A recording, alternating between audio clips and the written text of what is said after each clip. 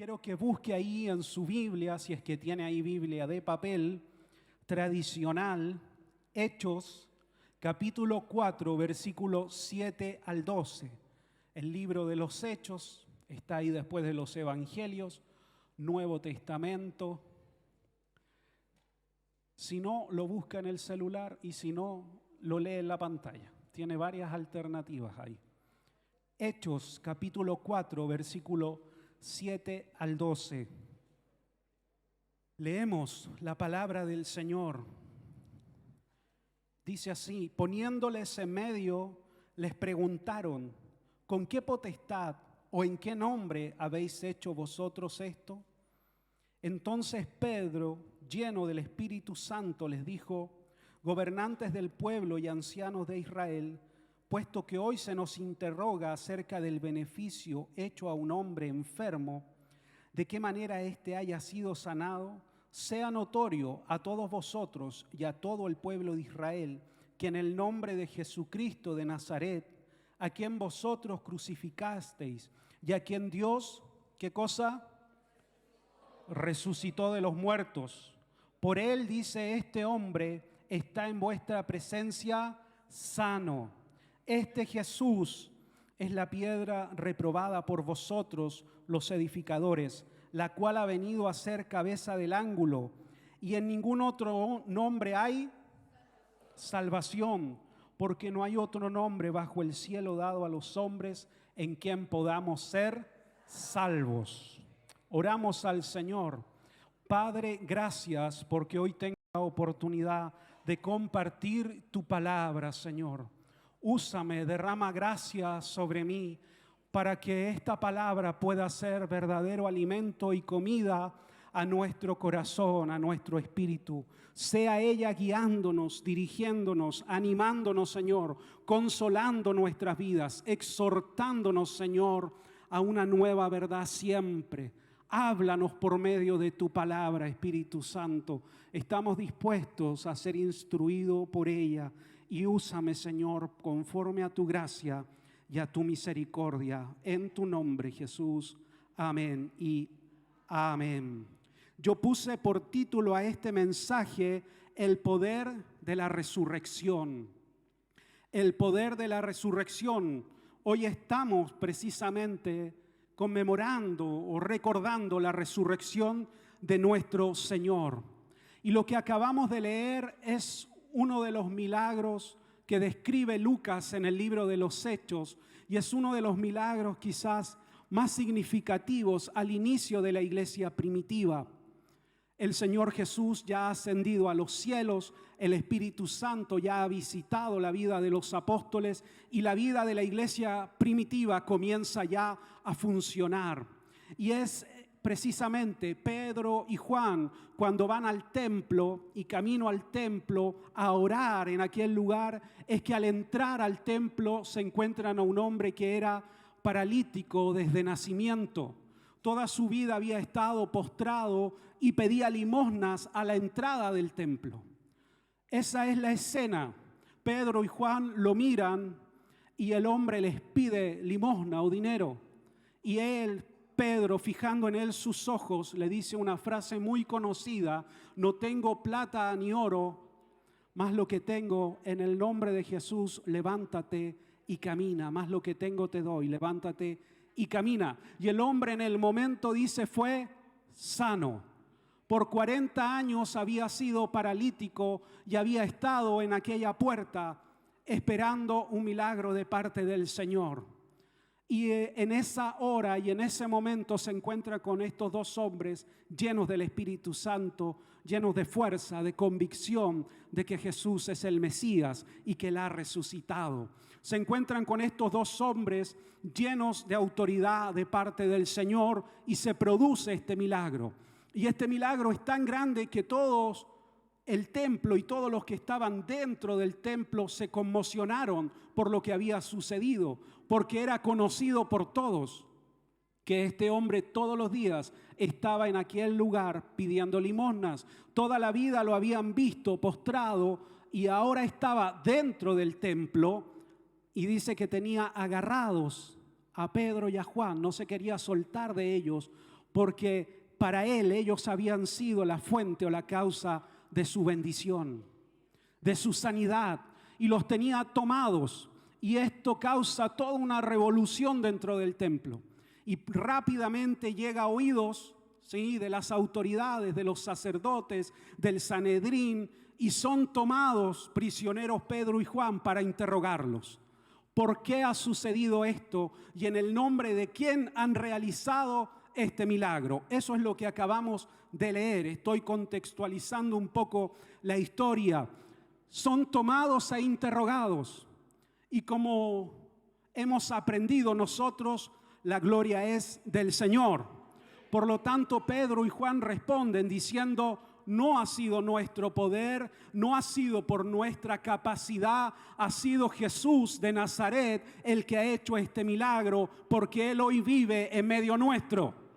Y esa es una verdad para la iglesia. Jesús de Nazaret vive en medio nuestro. Él no está muerto, Él está vivo y su poder está vigente. Y prueba de ello, dice Pedro y Juan, es que ustedes ven a este hombre sano en su presencia. Y frente a aquel hecho nada pueden rebatir, porque el hombre era cojo o lisiado de nacimiento y ahora estaba sano. ¿Qué argumento podían dar contra aquello? Y Pedro, lleno del Espíritu Santo, les enrostra lo que han hecho. Y les dice: aquel Cristo que ustedes asesinaron, crucificaron, ha resucitado. Y en su nombre ha operado este milagro sobrenatural. Y ese es el mensaje apostólico. Ese es el mensaje de la iglesia. Cristo ha resucitado. Él vive. Él vive. Él está vivo. Él no ha muerto. Y su poder está vigente. Cuando uno lee el libro de los Hechos, tengo un toque con la Biblia acá. Cuando uno lee el libro de los Hechos en más de alguna oportunidad y lo lee varias veces y uno lee distintas predicaciones dentro del mensaje, siempre puede notar una verdad en los apóstoles. Y cuando ellos hablan acerca de Jesús, del Mesías prometido, no hacen una alegoría de los milagros que el Señor hizo. No hacen toda una ideología de aquello, sino que su mensaje se centra en una verdad. Cristo murió, fue crucificado y ha resucitado. Ese es el mensaje apostólico. Muy poco mencionan ellos en su propia predicación de los milagros del Señor, sino que se basan en esta verdad central. Y esta es una verdad central para la iglesia y debe de ser una verdad central para nuestras propias vidas, que Cristo ha resucitado. Tan determinante es esto para los apóstoles que cuando tienen que elegir al reemplazante de Judas, quien había entregado al Señor y se quitó su vida, ponen como uno de los requisitos para que alguien sea nombrado apóstol en su lugar, dan 3 requisitos: que haya estado con el Señor desde el bautismo de Juan hasta el final de su ministerio, que haya estado o lo haya visto en la crucifixión, pero que también haya visto a Cristo resucitado. ¿Por qué era fundamental estas 3 verdades? Porque ellos tenían que ser testigos de esta verdad, testigos de que Cristo verdaderamente había resucitado. Ellos iban a ser testigos. La palabra testigo significa mártir. Ellos iban a defender esta verdad hasta dar su vida, porque ellos lo habían visto. No era un cuento, ellos lo vieron con sus propios ojos que Cristo había resucitado. Por lo tanto, estaban llenos de valentía y llenos de autoridad porque habían visto que su Señor había resucitado. Habían entendido que el Señor debía dar su vida en rescate por nosotros, pero que Él había vencido a la muerte, que por medio de una cruz venció a la muerte y eso nos dio a nosotros victoria, vida eterna. Por medio de una cruz el Señor nos dio a nosotros vida eterna. Fue hecho rey por medio de aquella cruz. y volverá por nosotros. Así de importante era este requisito, haber visto a Cristo resucitado. Yo me pongo en el lugar de Pedro y yo probablemente quizás hubiera relatado los milagros del Señor. Hubiera hablado de su carácter, de su santidad. Pero no, ellos se centraron en esta verdad. Y esta es la verdad de la iglesia. Cristo ha resucitado. Y esta verdad es una verdad transformadora. Cristo ha resucitado. La tumba está vacía. Jesús venció la muerte. Porque es una verdad central. Denle un aplauso al Señor.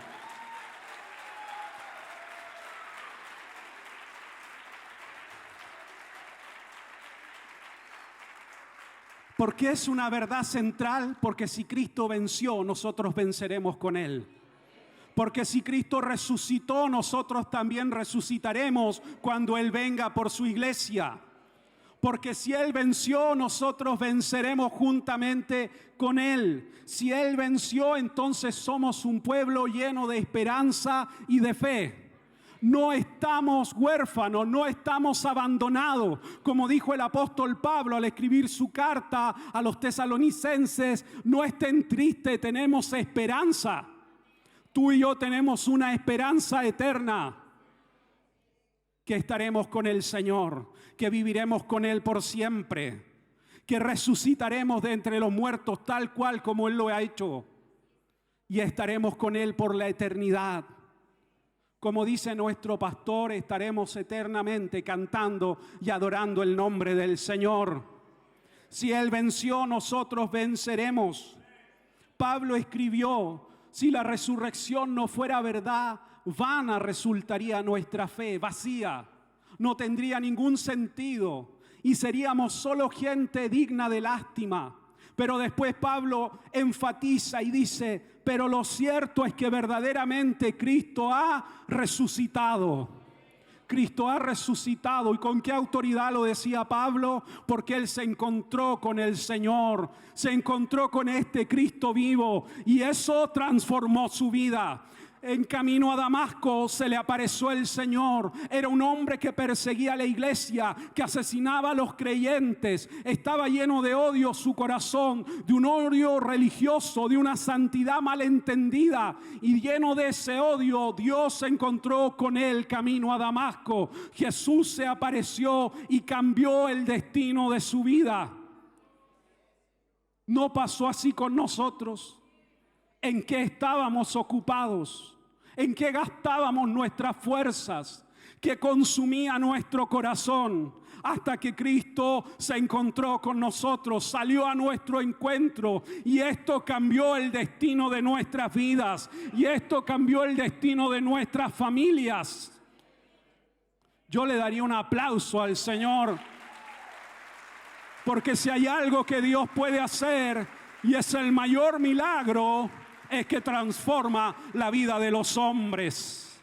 Ese es el mayor milagro que el Señor puede producir. Cambia, transforma la vida de los hombres. Cambia su destino, cambia sus propósitos.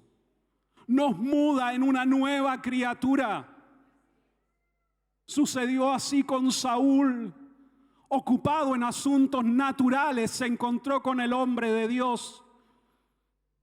Y fue cambiado, dice, el Espíritu de Dios vino sobre él y comenzó a profetizar y a hablar misterios espirituales y fue lleno del Espíritu Santo y mudado en una nueva persona. Eso es lo que la iglesia debe de predicar, que Cristo cambia y transforma la vida de los hombres por medio de una cruz. Ese es nuestro mensaje. Esta predicación se ha perdido en el tiempo, se ha diluido. Escuchamos evangelios distintos, diferentes. No es que haya otro evangelio, hay uno solo. Pero escuchamos cosas diluidas, fusionadas con otras verdades. El evangelio se ha vuelto un producto comercial. y se ha olvidado el mensaje de la muerte y la resurrección de Cristo como una verdad central para nosotros. Pedro lo dice con toda autoridad: no podemos callar aquello que hemos visto y oído. Cuando intentaron amedrentar a los apóstoles, que no hablaran más esa verdad, que se callaran esa verdad, dijeron: no podemos callar aquello que hemos visto y oído. Iglesia del Señor, no podemos callar aquello que hemos visto y oído. No podemos callar esta verdad. Esta es nuestra verdad.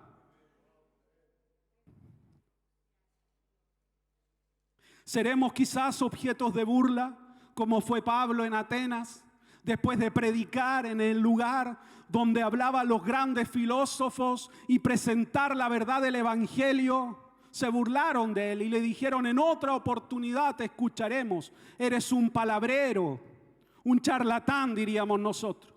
En otra oportunidad te escucharemos acerca de ese Dios que tú predicas. Y en medio de aquello sale Pablo. Pero Pablo no se detuvo en aquello. No dejó que aquella situación definiera quién era él en el Señor. Al contrario, él sabía que él lo había comisionado a predicar la verdad de la palabra. Hoy día, cuando hay oposición, hoy día cuando hay burla, cuando hay descrédito, muchos quieren pasar su cristianismo desapercibido. No, yo no soy evangélico. Yo creo en Cristo, pero evangélico no soy. No soy como esos. Yo no soy como ellos, no. Sí, a veces voy a la iglesia, pero no soy como ellos. Se esconden. Pero Pablo sabía quién era. Sabía que Cristo lo había comisionado. Y al contrario de desanimarse, en la siguiente ciudad predicó lleno del Espíritu Santo. Vamos a buscar, yo aquí, no sé si está ahí en la pantalla. Primera de Corintios. Somos la gente de la Biblia, del libro. Esta es nuestra verdad. Aquí está la palabra del Señor para nosotros.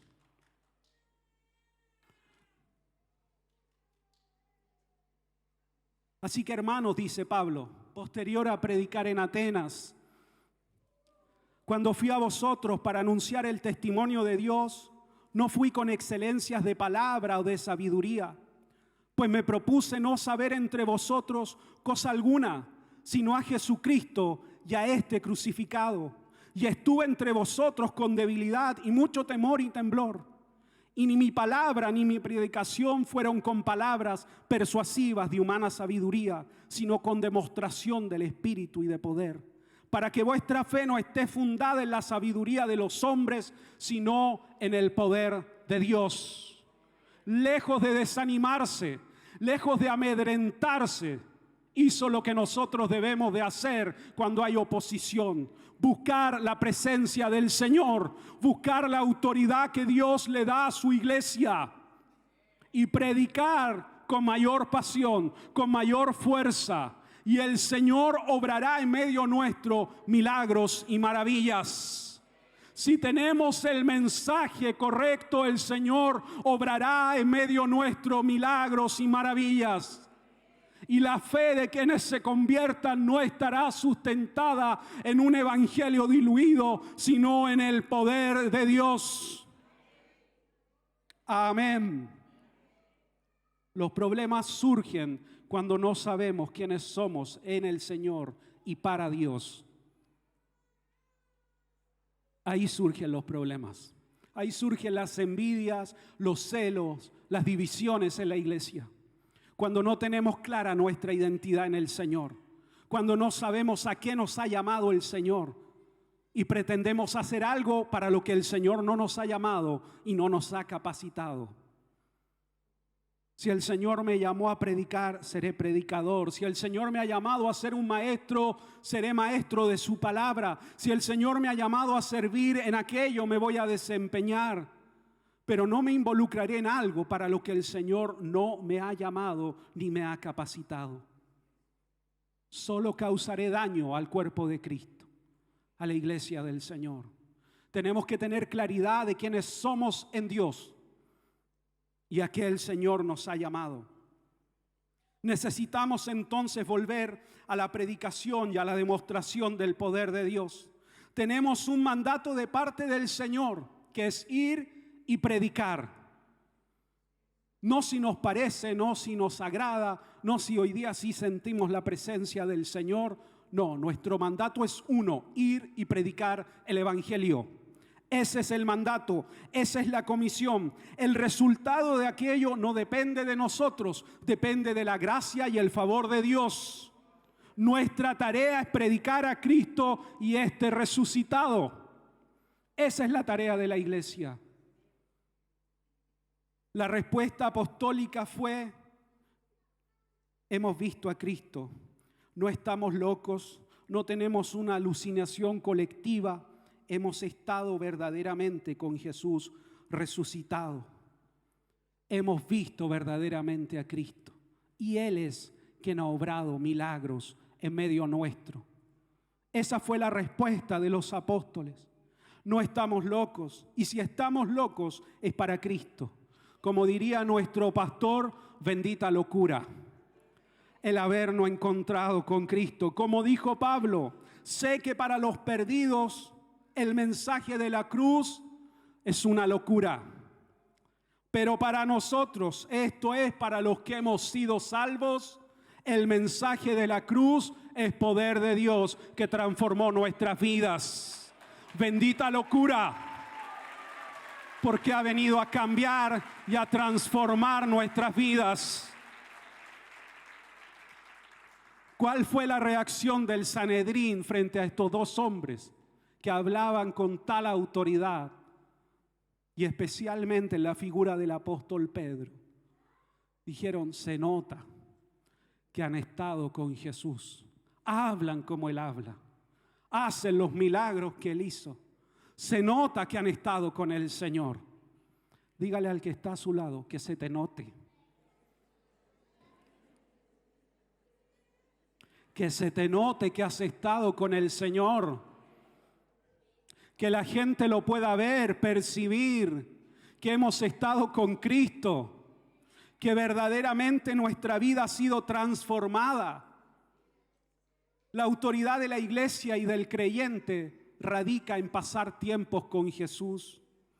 Tiempos de intimidad traerán como consecuencia autoridad frente al mundo. Si la iglesia quiere recuperar su autoridad, tiene que recuperar su intimidad con el Señor. Ahí está todo, en pasar tiempos con el Señor. Y ahí se nos va a notar que Cristo verdaderamente está en nuestras vidas. Se notará en nosotros esta transformación. Pero ¿cómo sucedió esto en Pedro? Es la pregunta. ¿Cómo este hombre que huyó, que negó al Señor, que se apartó del Señor cuando llegó el momento de la crucifixión, de su arresto, cómo este hombre lleno de temor ahora estaba frente al mismo tribunal que había juzgado a Cristo y estaba hablando con tal autoridad y poder de Dios sobre su vida? ¿Qué pasó? Porque tenemos este final, pero no tenemos el desarrollo. ¿Qué sucedió? ¿Cómo hubo este cambio? ¿Cómo se dio esta transformación? Hace días atrás se escondía y negaba al Señor, y ahora enfrentaba al Sanedrín lleno de poder y autoridad de Dios. Indudablemente que la resurrección y la llenura del Espíritu Santo es central en este cambio. Pero cuando uno escudriña más profundamente las Escrituras, descubrimos, por ejemplo, en el Evangelio de Marcos, que cuando el Señor resucita, le envía un mensaje a Pedro: díganle que he resucitado. Pedro, que había huido, Pedro, que ahora había vuelto a su oficio, le manda un mensaje al Señor: díganle a Pedro que he resucitado. Jesús nos dijo que el que lo vio a Él, vio al Padre. Aquellos que hemos conocido al Señor, podemos decir que hemos conocido a Dios. Jesús nos muestra el corazón de Dios. Por siglos el pueblo de Israel adoró a Dios sin conocerlo en toda su dimensión. Aún los discípulos no entendían toda la dimensión de lo que Dios iba a hacer. Aún ellos veían a un Mesías de juicio, de destrucción de sus enemigos. Cuando van a Samaria, a un pueblo, son resistidos y son expulsados de aquel lugar.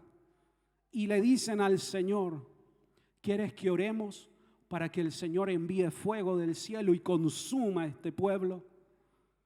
Y el Señor los mira y les dice: ustedes no entienden de qué espíritu son, porque yo no he venido a condenar al mundo, sino a salvarlo.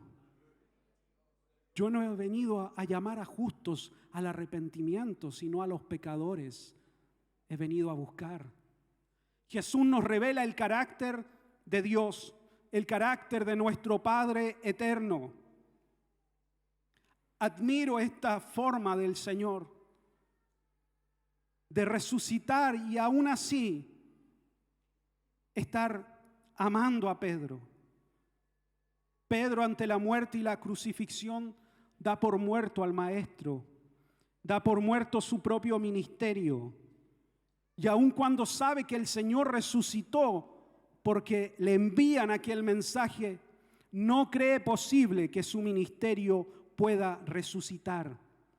Pero tengo una noticia para todos nosotros hoy: Cristo es la resurrección y la vida.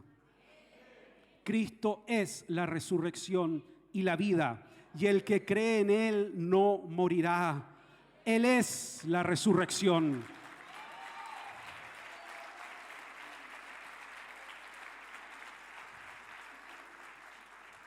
Dios es especialista en restaurar lo que se ha roto, en resucitar lo que a nuestros ojos ha muerto. Yo soy un vivo ejemplo, puse aquí, de la gracia y del amor de Dios. Dios es especialista en restaurar. ¿Cuánta gente no abandona al Señor porque cree que ya no hay perdón ni restauración para sus vidas? Porque siente que con sus actos traicionó al Maestro. Mis amados, la cruz nos muestra el perdón continuo de Dios para nuestras vidas. Siempre hay gracia, siempre hay amor y siempre hay perdón en la casa del Padre. Esto es lo maravilloso de nuestro Señor. Acaba de resucitar, acaba de vencer la muerte, ha cumplido la misión más extraordinaria y trascendental y gloriosa de toda la historia. Ha vencido la muerte, al pecado. Y al resucitar, después de aquello, manda un mensaje a Pedro. Eso es amar genuinamente, profundamente. Porque estaba preocupado. El corazón del Maestro estaba pendiente de la vida de un hombre, de este sencillo pescador. Veía en él el potencial para ser un príncipe de su iglesia.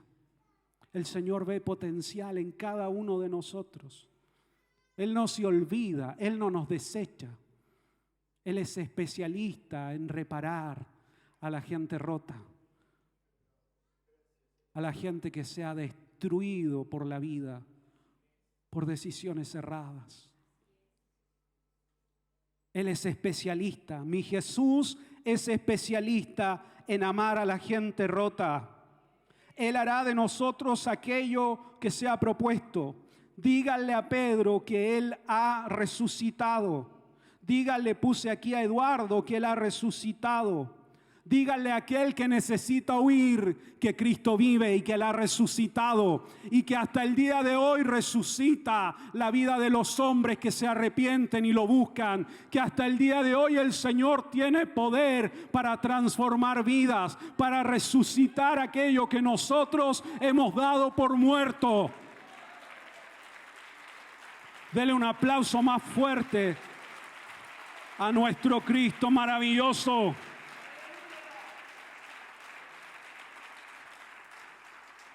El Señor voluntariamente fue a morir en esta cruz.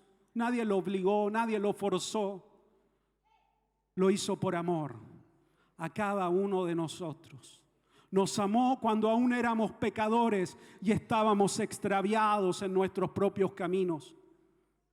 Dio su vida por nosotros. En aquella cruz entregó su vida por amor. ¿Podría el Señor haber desechado a Pedro? Haber tomado otro discípulo, quizás más fiel, más leal, cuando ocurrió el momento de la persecución? Probablemente nosotros, muchos de nosotros haríamos eso.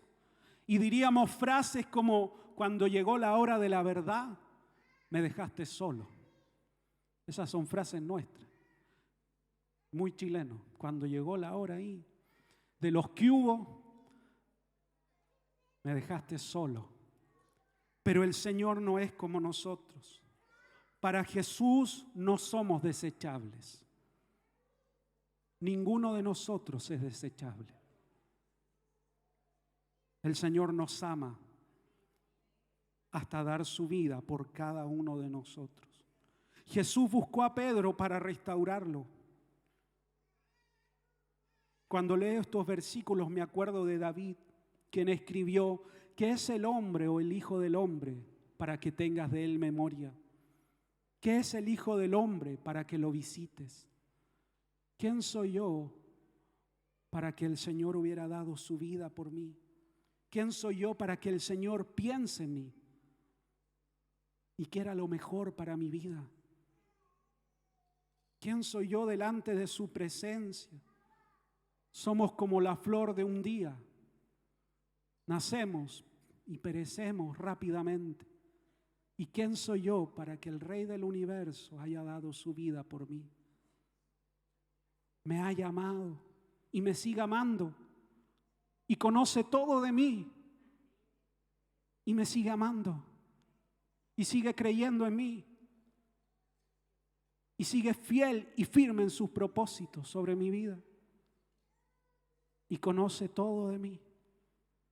Eso a mí me cautiva. Jesús demuestra su amor con sus discípulos que oyeron como ovejas sin pastor, cada cual por su camino, porque dice el salmista: porque herido el pastor, las ovejas se dispersan. Y puse aquí en rojo: orar por nuestros pastores. Este es un paréntesis en la predicación. Orar por nuestros pastores. Porque cuando se hiere al pastor, el rebaño se dispersa. Usted debe de orar por sus pastores. Si ama a sus pastores, ama a su pastor, ore por él. Cubra su vida en oración. Necesitamos la oración continua de la iglesia sobre nuestras vidas. Y acá viene una escena: el Señor prepara comida junto al mar y llama a sus discípulos que estaban pescando. Se da esta escena tan familiar. Cuando uno quiere hablar con alguien algo importante, una intimidad, ¿uno qué dice? Ven a comer a mi casa. Quiero conversar contigo, quiero hablar contigo. Necesito que tengamos un tiempo de intimidad para conversar. No aquí, porque acá hay mucho ruido, mucha gente. Ven a comer. Eso es lo que hace el Señor. Prepara comida junto al mar y llama a sus discípulos.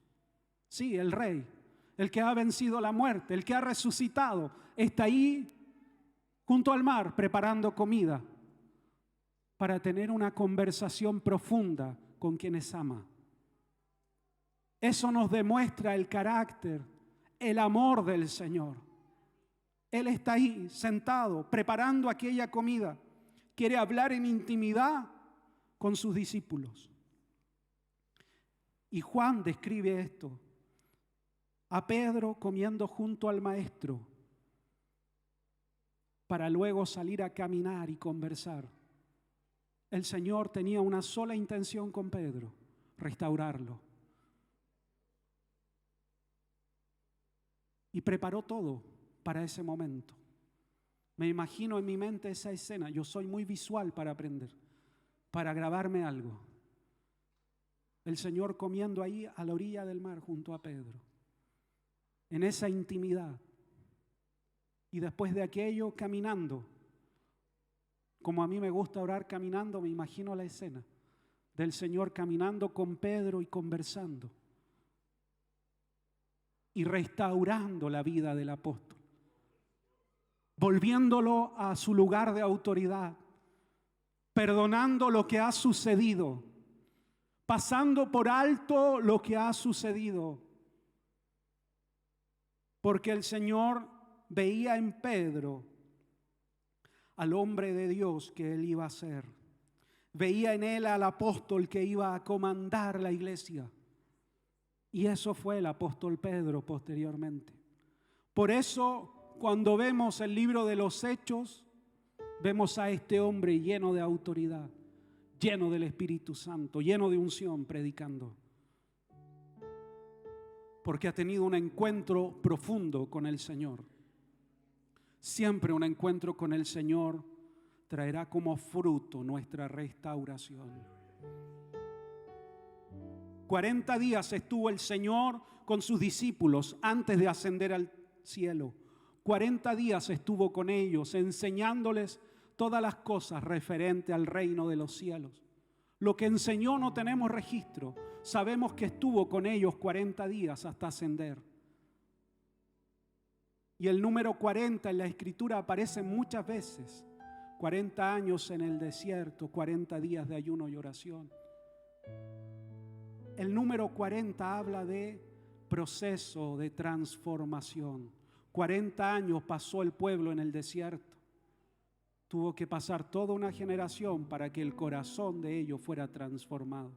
40 días estuvo con sus discípulos para restaurar a cada uno de ellos en plenitud. Cristo sigue transformando vidas. Nosotros debemos ser ese testimonio vivo de esta verdad. La iglesia del Señor debe ser el testimonio vivo de que Cristo ha resucitado y vive en medio nuestro. Cada uno de nosotros debemos ser ese testimonio vivo.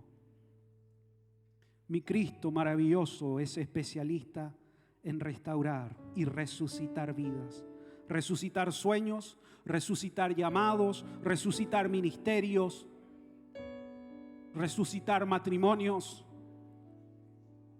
Cristo es especialista porque Él es la resurrección y la vida. Póngase de pie.